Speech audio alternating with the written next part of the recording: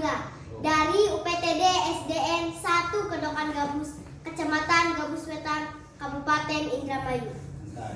Saya akan menceritakan tentang asal-usul desa Kedokan Gabus.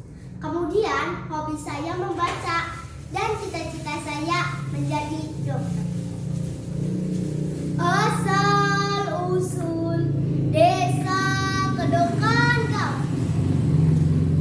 Pada suatu hari datanglah seorang pinangeran dari Cirebon yang berniat berkunjung ke Syekh Kuro yang berada di daerah Karawang.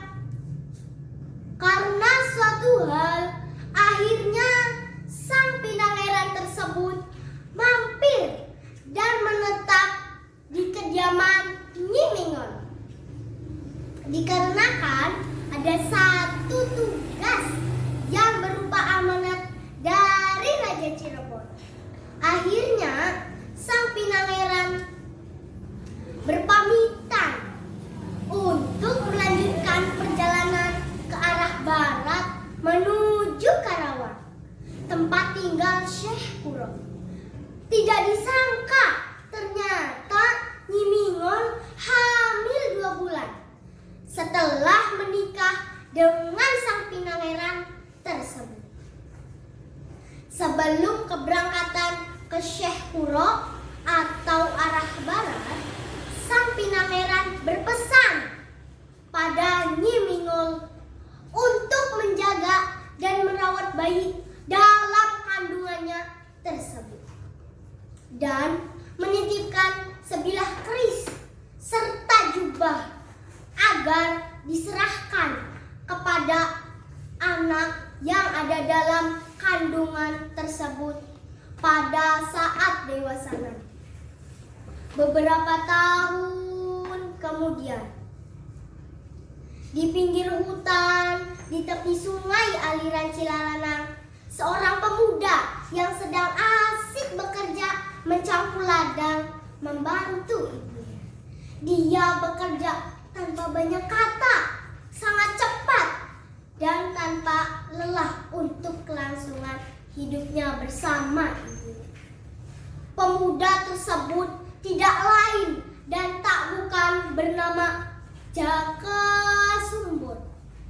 Saat Jaka Sumbon sedang beristirahat di bawah pohon kesambi, dia memperhatikan dan mengamati gundukan tanah yang sudah lama sekali membuatnya penasaran. Ketika ibunya datang membawakan makanan untuk Jaka Sumbon, seketika itu juga Jaka Sumbon menanyakan awal mula gundukan tanah tersebut kepada ibunya. Nyi Mingon kemudian menjelaskan bahwa itu merupakan kuburan dari almarhum Bapak Jaka Sumbon. Setelah sekian lama memperhatikan dan memikirkan gundukan tanah tersebut, membuat Jaka Sumbon semakin penasaran. Tanpa seizin ibunya, Jaka Sumbon akhirnya membongkar kuburan itu dan hanya menemukan sebilah keris serta jubah yang sudah rusak. Dia pun menunjukkan dan menanyakan hasil temuan tersebut kepada ibunya. Nyi Mingon pun akhirnya menjelaskan bahwa 2 benda tersebut merupakan peninggalan dari bapaknya dan menceritakan awal pertemuan hingga berpisahannya dengan sang pinangeran karena tugas yang diembannya.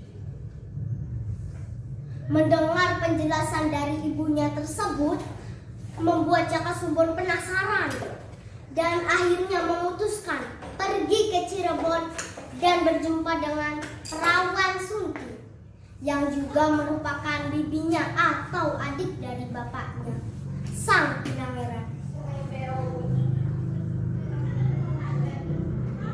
Dia mendapat penjelasan bahwa saat itu sang pinangeran sedang bertugas di wilayah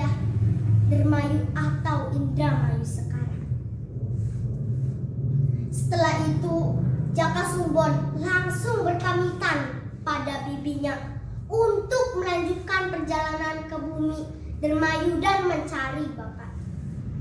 Sesampainya di Dermayu, Jaka Sumbon bertemu dengan sang Pinangeran dan menceritakan semua kisah yang diceritakan oleh ibunya.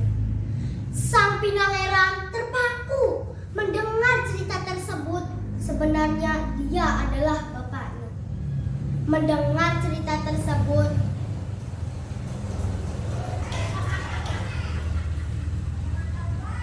Mendengar cerita tersebut, sang Pinangeran langsung mengelak.